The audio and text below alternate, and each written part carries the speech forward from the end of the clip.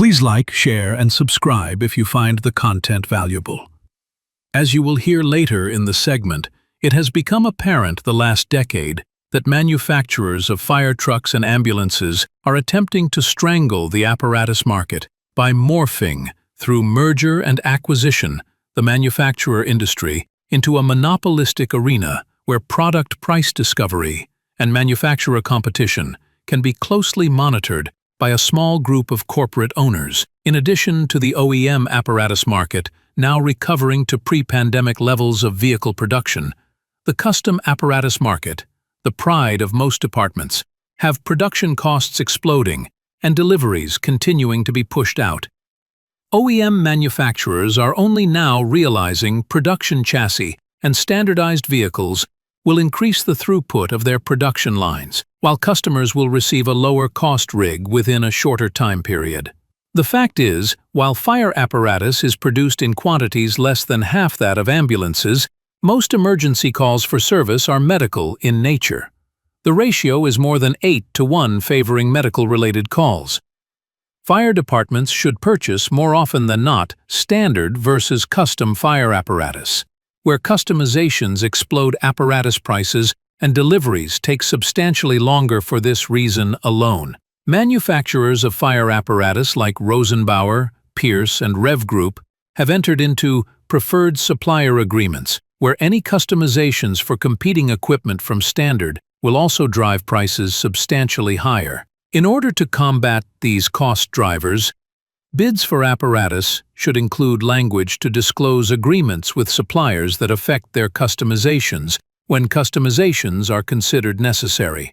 While the analysis indicates most customizations are not necessary due to the apparatus use being minimal in most locations, some larger departments' customizations might also be considered standard due to sheer numbers of apparatus produced for that customer.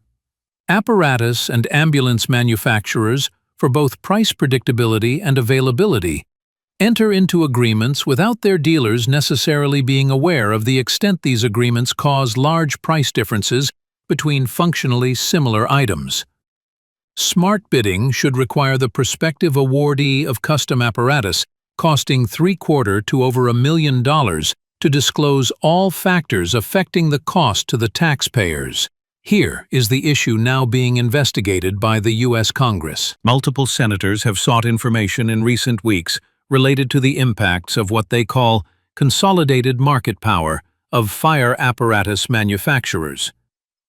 Senators Josh Hawley and Andy Kim sent a letter to the CEOs of 3 apparatus manufacturers, REV Group, Oshkosh Corp., and Rosenbauer America, arguing that the consolidation of apparatus manufacturers has ultimately led to significant delays due, in part, to multi-billion-dollar backlogs held by your companies.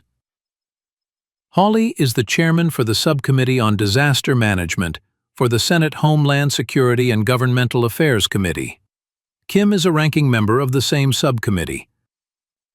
Fire Rescue 1 obtained a copy of Hawley and Kim's letter dated April 3, which requests the following information from the manufacturers no later than April 16.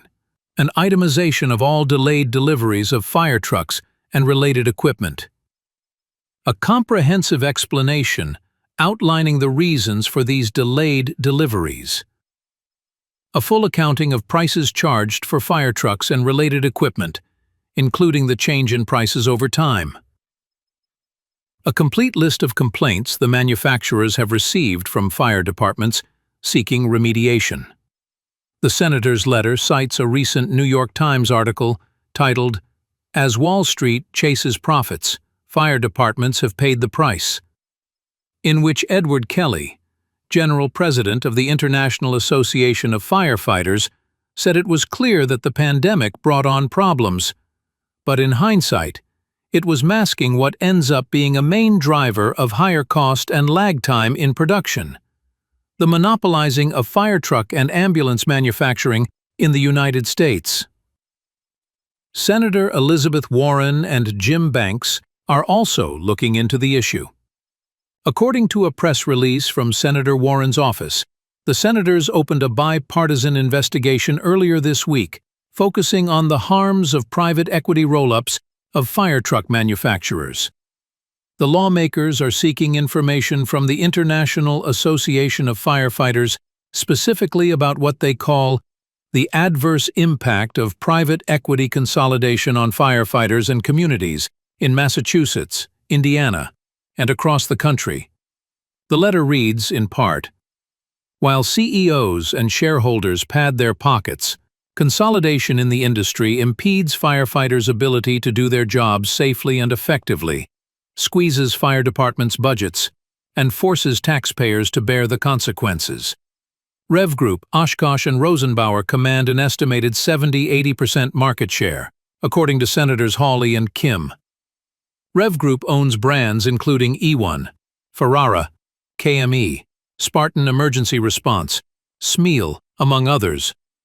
Oshkosh owns Pierce Manufacturing. Rosenbauer Group is based in Austria and operates Rosenbauer America, with headquarters in South Dakota. Fire Rescue 1 reached out to Rosenbauer. We can confirm that we received a letter from Senator Hawley and Senator Kim and have responded to their request for background information.